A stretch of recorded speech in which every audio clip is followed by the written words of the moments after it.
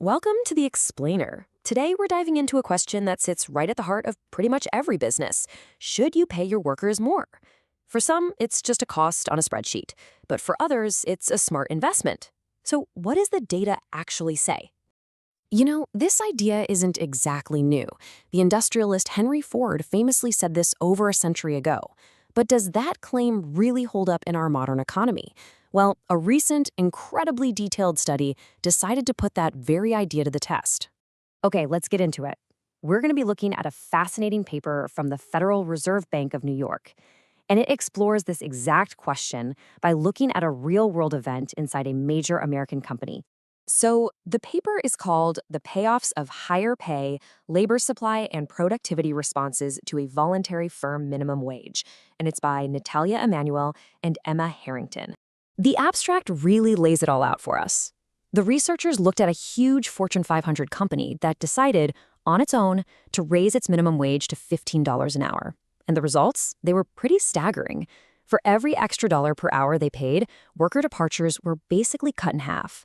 Unexcused absences, they dropped by over 18%, and productivity shot up by almost 6%. But here's the real kicker.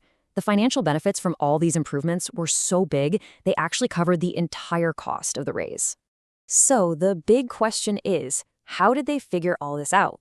Well, it turns out that researchers found this perfect real-world experiment already happening inside the gigantic warehouses of this Fortune 500 company. Yeah, this study focuses on warehouse workers, a totally critical part of our economy. And they operate in these absolutely massive facilities. I mean, just look at this place. We're talking about a setting where a worker could easily walk the length of several football fields in a single shift. You see, this company's decision created what economists call a natural experiment. This wasn't something researchers set up in a lab, no. It was a real business decision that just so happened to create the perfect conditions for a scientific study. Okay, so here's the really clever part. This is what made it such a perfect experiment. When the company announced its new $15 minimum wage, it didn't affect every warehouse the same way. The ones that were already paying $15 or more, you see them here in black, didn't have to change a thing. So they became the control group. But all the warehouses paying less, shown here in green, had to give their workers a raise. They became the treated group. And what's really important is that because they all started at different wages, the size of the raise they got was different. This allowed the researchers to measure exactly how different sized raises affected performance, all while comparing them to the group that got no raise at all. And to measure the impact, the researchers got their hands on an absolute treasure trove of the company's own data. They had HR data that tracked every single hire, every termination, every pay rate. They had the warehouse management system, which gave them cold, hard, objective numbers on productivity every week, literally how many boxes were moved per hour. And they had detailed attendance records to track absenteeism. All right, so after crunching all of that incredibly detailed data, what did they find?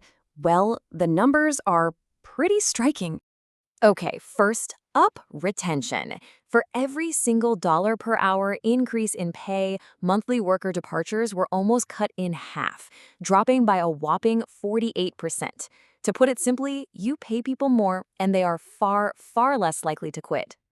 Then there's reliability. Unexcused absenteeism fell by 18.6%.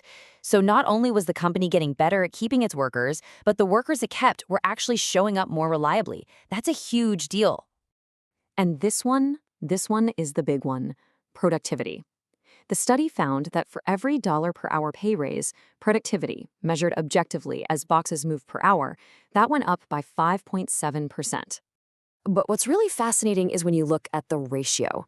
It turns out a 1% increase in pay led to, get this, a roughly 1% increase in productivity. That near-perfect one-to-one relationship, that's the core finding that drives the whole economic argument in this paper. Okay, so the results are crystal clear, but the big question is, why? Why did this happen? To really get that, we have to look at two big economic ideas that are kind of always in a tug-of-war in the labor market. On one side, you've got this thing called monopsony power. Basically, that's the power a company has to pay people a little less simply because it's a hassle for workers to find a new job. And on the other side, you have the efficiency wage theory, and that argues that paying workers more actually makes them more productive and can, believe it or not, increase profits. Let's dig into that monopsony power idea for a second. Just think about it, right? Finding a new job is a pain. It takes time, you got to do interviews. Economists call this search friction. And because you can't just snap your fingers and have a new job tomorrow, your current employer has a little bit of leverage to keep your wages from going too high. But then you have this powerful counter idea, efficiency wages. This theory says, hey, wait a minute, paying more isn't just a cost, it's an investment. The idea is that it makes your current workers try harder, it stops your best people from leaving, which is expensive, and it even helps you attract better, more productive people in the first place. So that brings us to the million-dollar question, right? You've got these two forces, monopsony power trying to keep wages down, and efficiency wagers suggesting they should go up. So was this voluntary pay raise actually a smart move for the business? Well, according to the paper's analysis, the answer is a huge, resounding yes. This chart really says it all. The bar on the left is the cost of the wage hike, and the bar on the right, that's the value they got back from more productivity and not having to hire and train new people all the time. They're the same. The raise literally paid for itself. And this leads to the study's really powerful conclusion. The investment in higher wages paid for itself. And you know what's really interesting? The paper also points out that the company's stock price actually went up compared to its competitors right after they announced the raise.